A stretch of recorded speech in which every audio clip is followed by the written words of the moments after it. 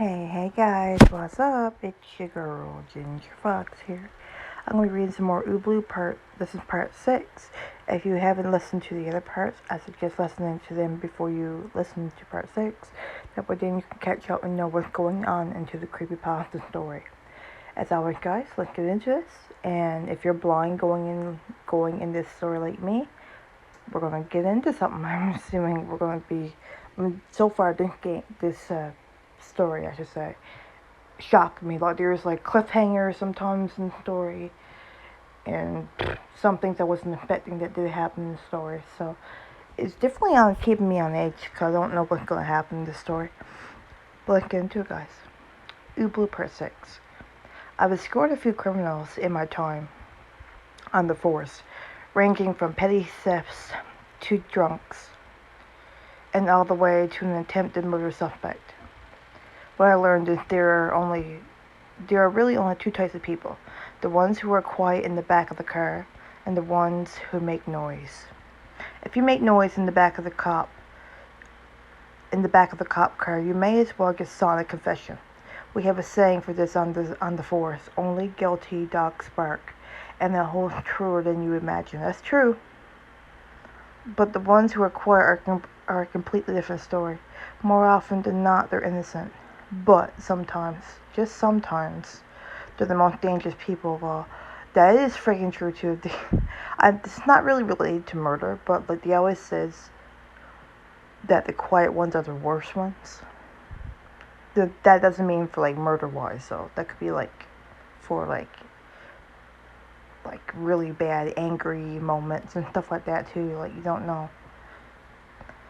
I snuck a glance into the rear view mirror and saw the old man sitting there, hands folded on his lap, looking out the side window at the houses as we made our way to the station. He had come peacefully and almost willingly. Not that I expected a struggle, yet I couldn't shake the feeling that something was off with that first interaction. After the initial uncomfortable silence between the two of us, he asked if I was the one investigating the death of the Avian fellow. I told him I was, and asked if he knew the man. He told me he only met him briefly, but they had been in contact since. After that, I asked him if he'd like to come to the station to answer some questions. He obliged, and here we are. But the way he looked at the journal, and the way his eyes widened when he saw my nameplate, I shook my head. I know I must be imagining things. Maybe it's the shitty night of sleep I got. But it felt like my instincts weren't as sharp as they usually are. Eventually, we reached the police station, and I walked him past reception, through the cubicles smelling faintly of Bill's burnt coffee, and into an interrogation room, where we'd be able to speak in private. If you could just take a seat here, sorry. I pulled a chair back for him from one side of the table as I maneuvered, over to the other. Much obliged, sir, he said as he sat down, letting out a small sigh as he sort of plopped the last few inches into the seat. He must be older than he looks. I took my seat at the other side of the table and set the journal down off to my right. I took out a pen and my notepad and flipped to a clean page. All right, let's start with your name and something to corroborate. Corroborate, I think is how you pronounce it. Yeah, of course. Driver's license, if you have one. Sure thing. He says he reached into his back pocket to pry out his wallet. The name's Ely Jacobs. I think it's how you pronounce his name, Ely. He slipped his driver's license out and slid it across the table to me. I began copying the information down to my notepad. Great, thanks. And is this still your current address? Yes, sir. Yes, it is. I looked back up at him, as I was scribbling down the address. Natchez, Mississippi, eh? You're a long way from home, partner. Yes, sir. Got me a nice little farmhouse there. I'm retired now, but I used to be the African history professor at Northwestern. After all those long, cold winters and noisy city summers, I decided I wanted to be somewhere warm and quiet, and well, Natchez it was. So, I said while tapping the butt of my pen onto the pad of paper and sliding his license back over to him. Can't shoot this shit like this forever, huh? That we can't, he said, shifting so he could put away his wallet, his face showing no emotion. I felt the chills run up my neck. Let's start from the beginning. How did you know Thomas Aben? The old man took his hat off and sat on the table and ran his hand over his white goatee. Then he pushed his glasses up the bridge of his nose, folded his hands on the table and leaned in. I did as well. One day I'd get an email completely out of the blue. It came from that guy who said he had an ancient book written in a near-dead language that he needed translated. Well, as one who's always curious, I responded and asked him to send over a sample of the text. Were you able to translate it? I asked. Hell, it was his lucky day because maybe one of 4 or 5 people left on this earth I know of who can. See, ancient African writing was close to hieroglyphics. Not entirely like it, but similar. See, it used a combination of symbols for nouns, but written out words of dialogue and pretty much all else. To the untrained eye, it's near impossible to distinguish what's a noun versus a character in a word, and this also makes writing a dictionary a huge bother that frankly 4 or 5 people, the second youngest of which you're talking to now, I may add, simply don't have the time and resources to finish. I'm pretty impressive, I finally responded after his long-winded reply. I learned Spanish in high school, but I've damn near forgot it all now. Picked up some Arabic while I was overseas, but even that's beginning to rust. Time and practice, that's the key to getting it fluent, he said, the first of which I've clearly got you outnumbered with. I chuckled a bit and leaned back, tapping my pen again. So let's fast forward. This Abian fellow. You tell me you can translate it? You tell him you can translate it? Then what? Ely went on to tell me all about how Aben was driving down from Massachusetts to Towson and couldn't stop over Mississippi. That he looked like shit when he finally got to Ely's house. He said the book that he bought with him was incredibly old and valuable, but Aben wouldn't elaborate on how he came into possession of it. Apparently, he only wanted one small portion of text translated, and when he was done, he abruptly left, leaving the book with Ely. So I asked the obvious question. What did the text say? The part he wanted translated? Ely looked back at him and let out a deep sigh as he leaned back in his chair. He gripped his hat on the table and spun it gently on the smooth aluminum tabletop. Before I tell you this, I need you to promise me that you're not going to hold what I say against me. You're not going to hold what I say against me. I raised my eyebrow. Well, that's hard to say, I returned. I can't promise you I won't hold it against you. But then again, we haven't been recording this little chat. Ely cracked a smile at the corners of his lips. Trust me, officer. No one is going to believe you anyway. I hate the expression. My blood ran cold, but damn if it isn't the only way to describe how what he said made me feel. I gathered my composure back and put the pen down. Spill it, I said. Thomas Aben wanted to know about a very old and very powerful witch doctor, one who lived thousands of years ago. He said, never dropping his gaze, never even blinking. This witch doctor performed a ritual and summoned an incredibly angry and vengeful spirit, one that infects the victim's dreams, renders him unable to sleep, and eventually to take his own life. I frowned a little. Abian believed all this. Ely looked at me square in the eye. Yes. And do you? He paused, closed his eyes and let out a small sigh. Yes. I leaned back in my chair. And let me guess, the reason this Abian guy left looked like shit because he hasn't been sleeping, because he's being attacked by this sleep monster? Ely nodded. Well, shit, I said, closing my notepad. Could have been down at 4 and 6, checking out this guy's possessions, yet here I am wasting my effing time talking to a loon. I pushed myself back from the table and stood up.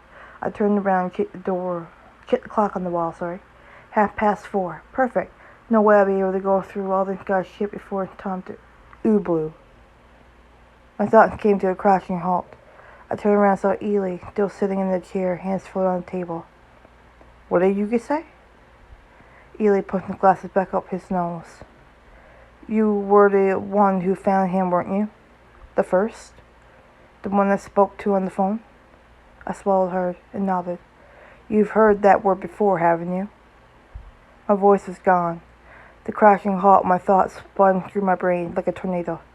The box, Danny, the interrogators, that word. Arab, right? God said it in my dream last night. Couldn't remember what it meant. I finally managed to push it out. But how did you... Not Arab, he said, standing up. African. Specifically. He slowly walked around the table over to where I stood. I knew I should ask him to stop, but I was frozen in fear. It is short for Ubloo. Ubloo, sir, which is a common phrase in that tongue. It roughly translates to wake up. I shook my head. You're fucking with me. I'm sorry you had to find it like this, officer. Back the F up, I said, my grip on the notepad tightening. The monster jumps from person to person by infecting whoever finds the previous victim's dead body first. I'm warning you, stop. Dr. Abin's patient was infected and he found him dead in his apartment. He found his father shortly after he had died. Who found a dead tenant in the apartment he owned and hadn't been paying rent for a few months. I realized I was backpedaling. My heel hit the wall of the interrogation room. You found Dr. Abin in that old house. The house he came here to investigate that he learned of from one of the previous victims. You've heard that word only in your dreams. There's no way I could have known you'd understand it. I'm truly so very sorry for this, Jeff, but that monster is telling you to wake up. But I stammered, trying to hold it. But why tell me to wake up? I'm sorry, I don't know, he said. I shifted to the floor. Thomas had a theory. You see, back in ancient Africa, whoever was afflicted would be assigned someone to wake them up if they began thrashing in their sleep.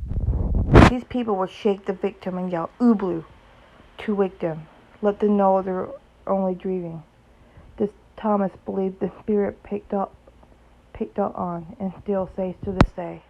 But why? If it only has powers in our dreams, why wake us up? That's the part he can never figure out. Ely sighed. There was a long pause between us as Ely let everything sink in. So what now? I finally said. Well, I brought that book with me, if you'll allow it. I'd like to leave and run through it a few more times. Maybe there's something I missed. In the meantime, you should flip through Abian's diary. It's likely that he kept detailed notes on the whole ordeal in. No, I interrupted. Ely stopped, speaking abruptly. I mean, what happens to me? Ely reached down, picked out his hat, returned it to his head, shifted the brim a little, and then pushed the glasses back up to his nose. Tried not to fall asleep. It was now close to 8 o'clock at night, or maybe it was 9. I lost track, to be honest. I begrudgingly let Ely return to his hotel. After all, I had nothing to charge him with, and couldn't really keep him here if I wanted to. We exchanged numbers, and he told me he'd call if he learned anything, and that I should do the same, or if I had any questions. The pages of Thomas' diary were stiff from the ink that had settled into them. Page after page, I turned carefully, reading slowly to be sure I took everything in. This man may have lost it at the end, but he was through.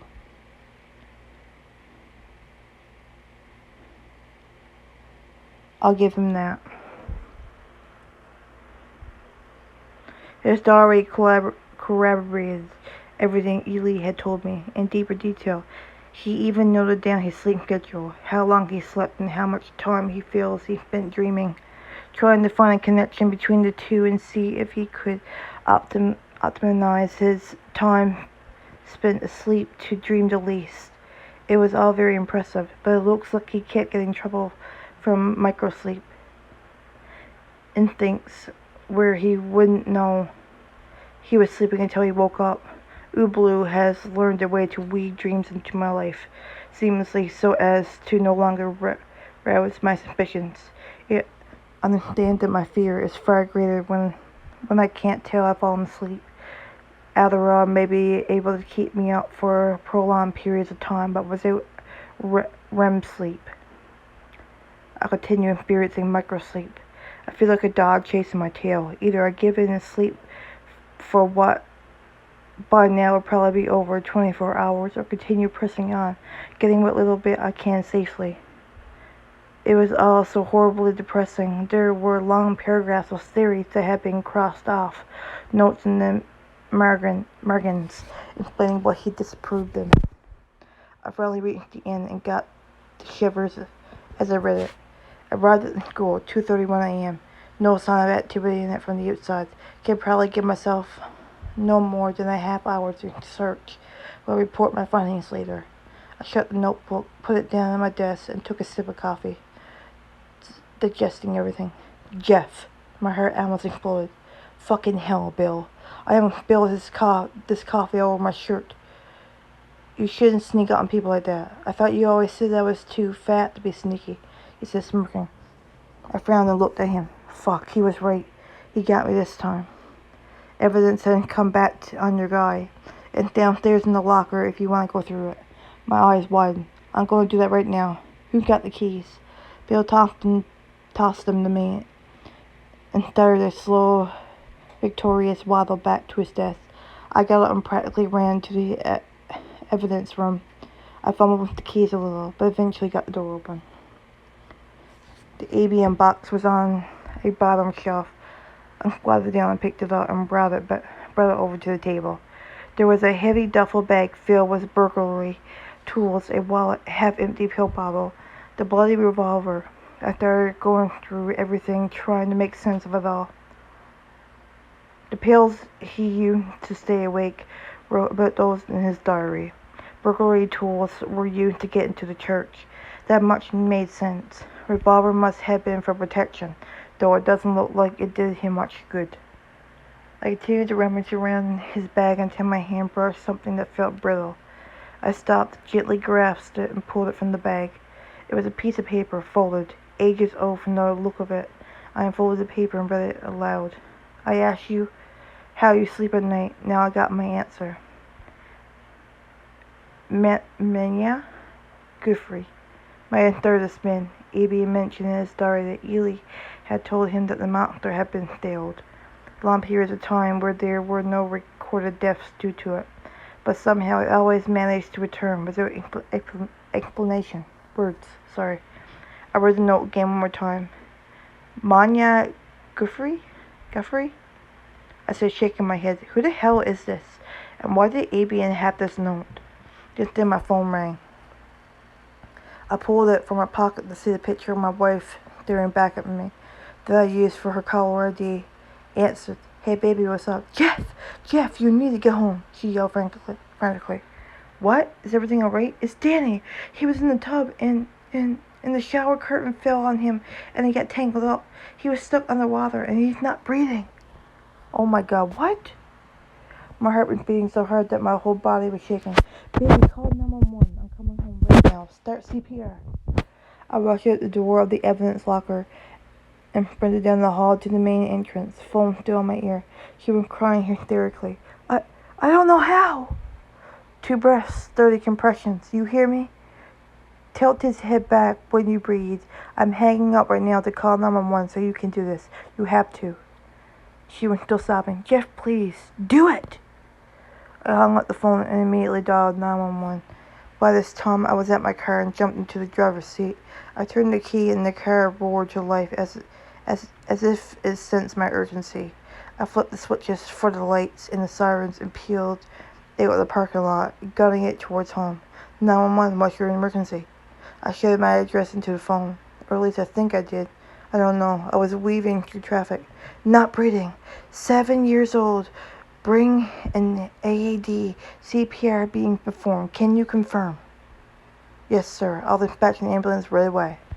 I tossed my phone into the passenger seat without breathing to hang up. The engine growled as my speed crept up to almost 100 miles per hour on the stretch of open road my street was off of. I rounded the corner and felt the car barely keep its grip on the road. I came to a screeching halt outside my house and sprinted to the door, bursting into the living room. Mary! I called out. Jeff, in here! I sprinted down the hall to our bedroom. Mary was sitting with her back against our bed, eyes bloodshot and makeup streaming down her face. She was a wreck, gripping a bottle of liquor so tight her knuckles were turning a white. Mary, what? Where's Danny? I asked, confused and panicked. She sobbed. I couldn't, Jeff. I couldn't. She lifted her arms and pointed to the room across the hall. I turned and dashed into the room. Mary hadn't touched a drop of booze since Danny was born. Was she drunk, or did this start because she couldn't handle doing it? I dropped to my knees, there laying on his back on the floor with my son Danny, his lips a pale shade of blue, the color draining from his body. No, no, no, no! I crawled next to him, listened for breathing. Nothing. I tilted his head back and breathed 2 deep breaths into his mouth, then began doing compressions, counting them in my head against Mary's sobs from the other room. I did this for what felt like an eternity. Hello? Ambulance? I finally heard someone say from down the hall. In here, quick! I screamed. 2 young men who couldn't have been older than 30 came in the room, one carrying an oxygen mask and the other what looked like a leather plastic briefcase. What must have been the AED. I stood up and stepped back as they got to work. The first man putting on the mask and the other attaching the AED. Shock advised, charging. The machine called out. The first man kept pumping oxygen, the second setting the dial on the AED. Ready to shock! Clear! The man yelled. There was a whiz and then a thump as Denny's body jolted up and back down onto the floor. Nothing. Shock advised, ready to shock. Clear! Again. Another wheeze and a thump, but nothing. But then I heard someone else clamoring down the hall. Jeff? In here! I yelled. Bill ran into the room, breathing heavily. Jeff, oh my God, I'm so sorry. I came just as fast as I could when I heard it on the scanner. I wasn't listening. My eyes were on Danny. Shock advised, ready to shock. Clear! The wheeze and a thump and then nothing, or what looked like nothing. Then I noticed the heartbeat was registering on the AED. Oh my God! I pointed down to it. Why wasn't it saying anything? They need to get him up and into the back of the shock advised, ready to shock.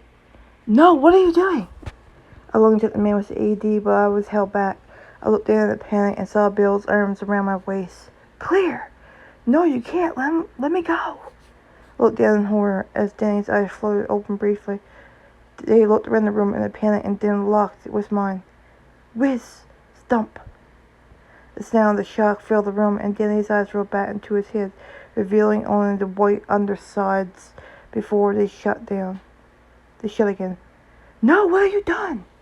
I struggled against Bill's grasp to break free, but I couldn't break from it. I looked in horror as the heartbeat monitor ran back to 0. Shock advised, ready to shock. There was smoke rising now from where the panels of the AED were stuck to Danny's skin. Stop it! You're burning him! They didn't even bother yelling clear this time. Whiz! Thump. The smoke was rising thicker now. Please stop! I'm begging you! Whiz! Thump. Just then Danny's eye fluttered open again. They found mine through the smoke and the chaos that filled the room. I could smell the skin burning now, and it sickened me to the point where I was almost gagging. The smoke was rising dark and thick, clouding along the ceiling of the room. Beneath the oxygen mask, I saw his lips move, but couldn't hear him, although I didn't have to know what he said. Daddy? He shouted to me. Wheeze! Thump! Danny's body exploded. The room was filled with blood and bits of bone and skin. It cooled the floor and splashed against the walls and ceilings. Oh my God! I stood there in shock and horror, unable to move or speak. I'm covered in blood, bits of guts clinging to my hair, and shredded skin on my cheek. I looked down in horror as the 2 EMTs were completely clean, and were prepared to shock what little remained on the floor, dead and corpse. Shock advised, ready to shock. Ubloo. My head snapped up from the table, and the light reflecting off the white walls almost blinded me. My phone was ringing. I stared around the room in a daze of cold sweat and panic, my heart pumping a mile a minute. Eventually the phone ceased ringing, and I got my bearings. I looked down at the table. I had fallen asleep in the evidence locker. My head dropped into my hands and I let out a long sigh. Then realized that what had happened and frantically looked for my phone.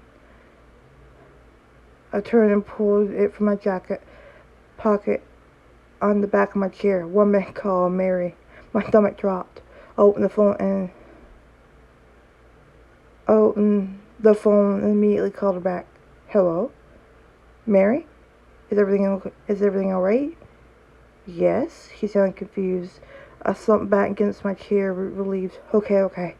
I managed. Jeff, it's almost 1 in the morning. I thought you were only working until 10. I stared down at my watch. She was right. How long have I been asleep for? Yes, sorry, I fell asleep at my desk. I laughed. Real nice, Jeff. I could hear her smile through the phone. Glad you're putting my tax dollars to good work. I laughed again. You know what this job is, I said, now smiling too. I know. She responded, then did a hyperbolic impression of my voice. In a way, your tax dollars are paying me to leave the house every day. We both laughed at that. It's true. I loved saying that to her, and she loved hearing that. I'll be home soon, baby. Don't wait up. Alright, love you. Oh. Love you too. I hung up the phone and put it back in my pocket. I neatly packed away the alien evidence and put it back on the shelf. There was a small skeleton crew still in the office. Some other poor SOB working late, and the dispatch who was currently telling off the janitor for vacuuming while he was trying to write down a plate number. Just before I reached the door to the main entrance, I stopped. I stopped there for a short while, and then I turned and walked back to my desk. I sat down and wiggled the computer mouse, and the screen glowed softly as I woke up. I pulled out our database and punched in the name. Maya Guthrie. There was a hit, and I opened her file. I scanned through it, stopped, then took out my phone one last time and dialed the number. It rang twice before someone answered. Hello? It's Jeff. I got a lead on where ABM was headed next. He was going after a woman named Maya Guthrie. I'm headed there tomorrow, if you'd like to come. There was a pause. Sure, I'll be ready at 7, Ely responded. Sounds good, I said, and then paused. Have a good night, you too, he said. Then my phone went silent. Oh my god, this is gonna be insane, guys. I hope you guys enjoyed that video, though. See what I mean? Like, you're always on edge with this, story, because you don't know what's gonna happen, you know? That was horrible, though, with that dream that he had. Fuck, can you imagine? But I hope you guys enjoyed that video. As always, stay safe and take care. Love you all. Bye-bye.